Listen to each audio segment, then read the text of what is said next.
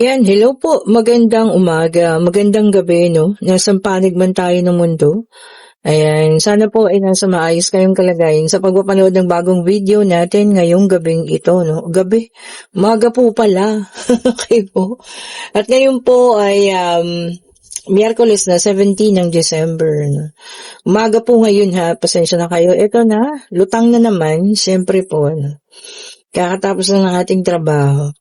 Okay po. At tingnan natin kung kaninong situational reading itong ating makukuha ngayong umagang ito, ha? Sa bagay kung gabi naman sa iba, no? Lalo na sa mga team abroad, magandang gabi po sa inyo, ha? Okay, sa unang card, meron tayo ritong 8 of Cups. Ayan. Nagustuhan niyo ba ang forecast reading ko sa inyo, no? Sa lahat ng zodiac sign, nandoon, ha? And sa lahat ng sign, nandoon po. And then, meron tayo ritong the Lovers, okay? Uy, the Lovers na, 2 of Cups pa. Okay po. Masidhi ito, ha? Masidhing relasyon. So, tignan pa natin. And then, meron tayo ritong 8 of Swords. Okay po. Tignan pa natin. Ayun, nagtatalunan, ano, ang mga baraha. And meron tayo ritong 6 of Pentacles. Okay. Eto na. Meron tayong the Wheel of Fortune. Okay po, ha? And meron tayo ritong 2 of Pentacles. Okay. Meron din tayo ritong the Strength. Okay po. So, okay. Nandito tayo, no? Ito na ang ating situational reading para sa umagang ito. Okay. So, definitely, meron ditong nagkalayo, no? Pwedeng the Lovers kayo, pwede rin kayong 2 of Cups. Pero isang maliwanag dito, kayo po ay soulmate ng taong ito, ha? Okay po. And sa nakikita ko rito, no, ang taong ito ay gusto ng communication sa'yo. Ayan, ha? Although, umalis siya, ayan, at maaring may pinili, ano, between you and siguro another person. Tago natin sa pangalang Bakekang, no? At siya yung napili. Pero alam mo bang gustong-gusto kanyang kausapin? Ayun, ha? Siguro nagkaroon na siya ng realization, ayan, ha? Na ikaw pala, yung gusto niya makasama, ano? Gusto niya sana makipag-usap sa'yo, kaya lang, nandito siya ngayon sa sitwasyon na parang hindi siya makagalaw. Okay? Guarded siya ni Bakekang, hawak siya sa liig. Kung nakikita mo naman, ha? Ang pangit, di ba? Nandun ka sa taong malaya ka nakakagalaw sa mga gusto mong gawin. Ngayon, pumunta ka sa tao na para kang ginagawa kang aso na nakatali, no? Kung nakikita nyo, no, hindi siya alam mo yun, makagawa ng diskarte kahit gustong-gusto kanya ng kausapin, ano? And ikaw naman, as I can see it here, meron ka ng pagdedesisyon, ayan ang sarili, balanse sa lahat ng mga bagay, o ayan, ha. So, hindi ka nakagaya ng dati, no? Na puro puso, kung hindi naman puso, puro isip, okay. Merong Wheel of Fortune, maaari pong magbago ang kapalaran ninyo parehas, okay. Kung sa ngayon, hindi siya makagalaw at hindi siya makaalis sa sitwasyon nila ni Bakekang, darating ang araw po, iikot ang kapalaran niya, no? Sinasabi ko nga sa inyo, this is a soulmate, okay? So, alam niyo naman, kapag ka soulmate and potential soulmate, ang ibig sabihin po nito, magkalayo man ng taon, o at ng ng ilang buwan man yan, o ilang taon man, babalik at babalik pa rin po sa inyo, eh. O, diba? So, sa ngayon, hayaan mo lang siya para sa akin, ano? Kasi gagawa at gagawa ng paraan yan. And then, meron tayong King of Swords. So, ito na nga. Sabi ko sa iyo, ha, gagawa at gagawa ng paraan, communication and conversation ang gusto niya sa iyo. Pwede siguro humingi muna ng patawad sa ngayon, ano? Hihingi muna ng tawad, hihingi ng kung maipagkakaloob mo, di ba, kapatawaran, at isa pang pagkakataon siguro. Ayan, ang mga hihingin niya, no? And, meron tayo ditong Ten of Wands. Ayan, nahihirapan na rin siya. O, diba? Siguro nakita niya na yung tunay na ugali ng isa, tapos ang layo sa ugali mo. Tapos ayaw niya siguro ng ganyan, yung ginagawa siyang pinapasunod siya sa lahat ng mga bagay, samantalang sa'yo, siya ang hari. O, diba? Siya ang nasusunod. Dito, siya ang sumusunod. Okay? Meron tayong The Magician, may dalang number 1. Ayan ha. Siya ang gagawa ng action. O, ayan ha. Siya yung magpapakita sa'yo. Siya yung magkakaroon ng communication sa'yo. Diba? Siya siguro yung unang tatawag sa'yo, magchat-chat sa'yo, or magme-message sa'yo. O, diba? And then, meron tayong Ten of Swords. Ayan ha. Kaya naman pala, pakiramdam niya failure. Nagkamali. Diba? So, yun yung pakiramdam niya ngayon. Kagustuhan niya naman yan diba? Nasaktan ka pa nga sa ginawa niya. Tapos ngayon, diba? Siya, yun pala yung karma niya, no? Si Bakikang din. Okay po. And then, meron tayo dito, the Sun, may dalang number 19. Ikaw ngayon masaya ka, you have your happiness, okay? You have the positivity and freedom, okay? Kung wala mang bago, masaya ka, ini-enjoy mo yung pagiging solo mo, di ba? Or single mo. So, go lang, di ba? Hindi mo siya kailangan pansinin sa ngayon. Problema niya yan, bahala siyang lumutas. Di po ba? Meron tayong Page of Swords. Ayan ha. Sabi niya rito, no? Siya to. So, may mga mental kinemi na siya. Ayan ha. Sobrang kalungkutan siguro. Nagkakaroon na ng problema, no? Baka meron ng anxiety, depression, diba? Ganun naman kasi ang tao Pag nalaman niya yung pagkakamali niya or talagang alam niya na nagkamali siya sa desisyon. Diba? Sobrang hirap tanggapin yun. And then, meron tayo ritong Queen of Cups. Ayan. So, sobrang ngayon yung pagiging, marami silang emosyon na nararamdaman. Siguro pareha sila ni Bakekang. Si Bakekang, alam niya naman, kasi lumalabas na ngayon yung tunay na ikaw yung mahal at hindi siya. Diba? So, kung ano man, hindi niya rin siguro ganun kadaling matatanggap yun. Kasi pinaghirapan niya nga kayong masira diba? Tapos at the end of the day, ikaw pa rin pala, yung tunay na mahal ng taong ito. Diba po? Meron tayong The Hermit, may dalang number 9, okay? Ayan ha. So, sabi niya rito, inner guidance. Ayan.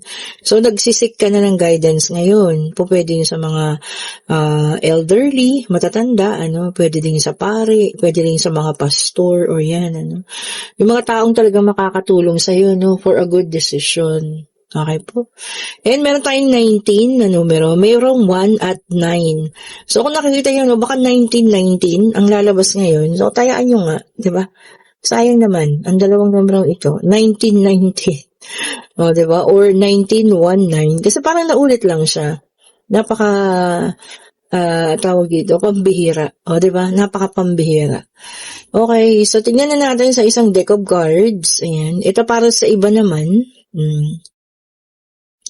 Ayan, sa mga nag-aantay ng ating lucky numbers, tayaan nyo nga, 1919. Diba? 1919. May ganun ba? Diba, no? Baka sakali po, no? Diba? Kasi pag lumabas, sayang naman. Okay, tignan nga natin. Okay po, ito sa iba naman ha. Tignan natin kung ano ibibigay ng ating pangatlong deck of cards. Okay. And then, meron tayo rito the Judgment, fire sign. Ito mga fire sign ha. Okay. Awakening or paggising. So, ang ilan sa inyo parang magigising sa isang bagay na alam niyo yun. Matagal na dapat ninyong inyalisan, matagal na dapat ninyong iniwanan. So, kung ano man po yan. Siguro, mas makakabuti nga sa inyo na nagising na kayo, di ba? Para makaalis na kayo dyan.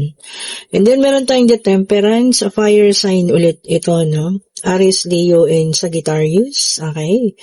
Ang ating Temperance lagi namang daladala ay isang harmonious, okay, relationship, no?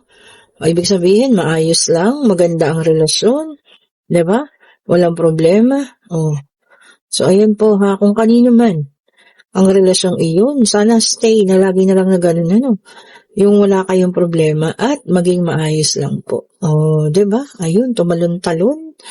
And meron tayo ditong Four of Cups na naka-reverse, water sign, Cancer, Scorpio, and Pisces. Okay? Sudden awareness o talagang bigla ang paggising, ha. Ito naman kanina, sabi niya rito, no? Oo, no? Ito parang ano din, awakening. Ito naman sudden awareness. Ito paggising. Ito naman bigla-bigla parang makikita mo kung ano, yung talagang nararapat. Ano, parang magiging aware ka na teka, parang mali na. O, diba?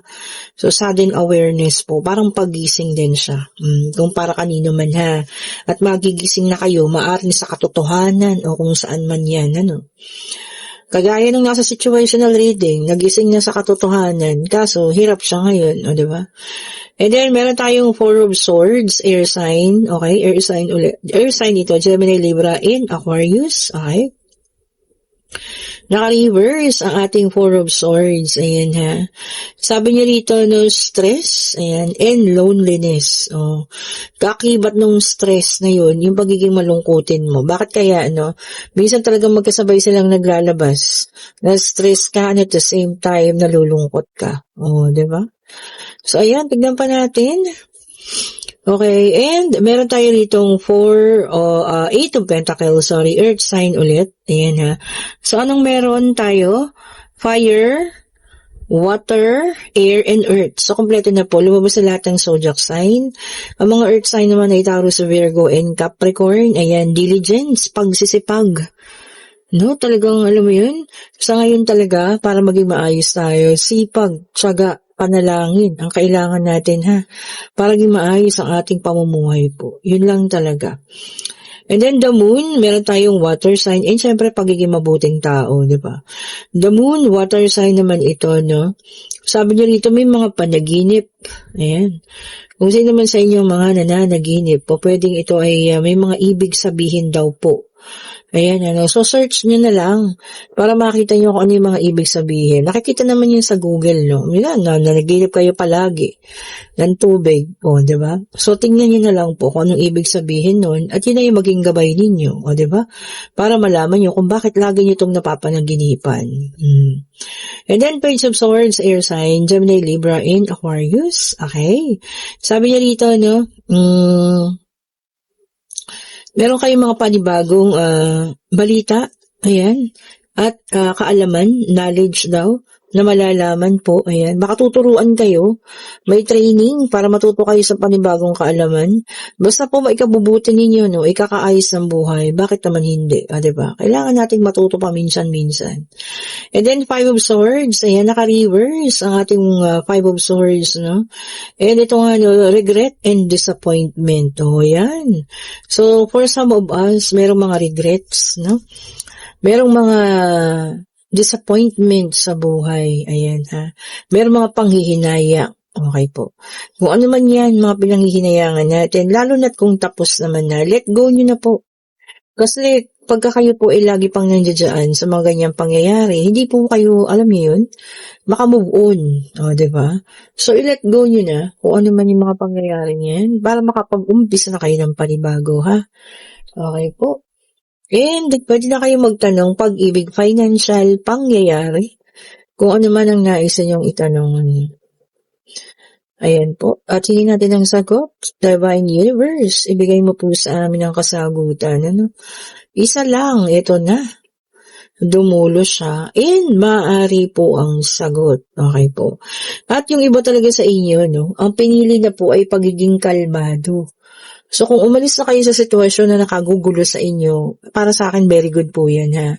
It is much better na piliin natin yung kalmado tayo, no? Unang-una, mas makakabuti yun sa health mo. Pangalawa, mas makakabangon kang mabuti. Pangatlo, mas matatapos talaga yung relationship na yan na talagang abusive na or kung talagang hindi na po maganda. Okay po. And kung kayo po ang nasa situational reading at kayo ay gustong kontakin ng taong ito, maaring may nagbabalita sa inyo, maaring ngayon nag-uumpisa na siya magparamdaman. Nasa sa inyo pa rin po ang desisyon. Lagi kong iniiwan yan, ha. Kasi nga kayo po ay soulmate. soulmate. Diba? Sabi ko nga magtagal man ng ilang taon ang hindi niyo pag-uusap, babalik at babalik pa rin kayo sa isa't isa po. Okay po, yun kung gusto niyo ating reading, pa-like, pa-share, pa-subscribe, and hit the notification bell para lagi kayong updated sa mga bagong videos na nire-release natin. Sa lahat ng gustong umorder ng ating mga bracelet, itong tatlong ito ay para sa pag-ibig. Ayan. Itong naman ito ay mga protection. Ayan. Lalo na ang black tourmaline. Ayan. Para sa mga negativity. Itong isa may evil eye. At itong isa naman ay yung ating signature. Ayan, ano. Ayan, ito po ang lapis lazuli. Ang ibig sabihin niyan ay crystal of all wishes. Sabi nila pag may suot ka ng lapis lazuli, lahat naman ng iyong kahilingan ay matutupad na naman daw po. O, diba? At syempre, ang ating mga citrine na nandiyan na, nakikita nyo, nakakandusay dyan. O, diba? Kasi gusto ko sila nakadikit dun sa mga ibang kristal. Ayan, para mag-absorb sila ng mga energy nila, no? At ang ating pabango, ayan, kung meron kayong gustong pabalikin, meron kayong gustong makausap, hindi naman, not necessarily ex, no? Kunyari, mga patagal nyo nang hindi nakikita ang kamag-anak, kapatid, pinsan, o kung ano man yan. Ano. Spray nyo lang sa pabango ay sa picture nila, ayan, para lumapit sila sa inyo po. At magkaroon ng communication. Ayan po, kung sa lahat din ay gusto ng private reading para sa Biyernes, nalalapit na, no, kayo po ay mag-chat na. Meron pa tayong mga natitirang slot po, ha? Okay po, thank you so much for watching. Have a great morning po sa lahat. Stay safe po, ha? And have a blessed morning po. Bye-bye po sa inyo.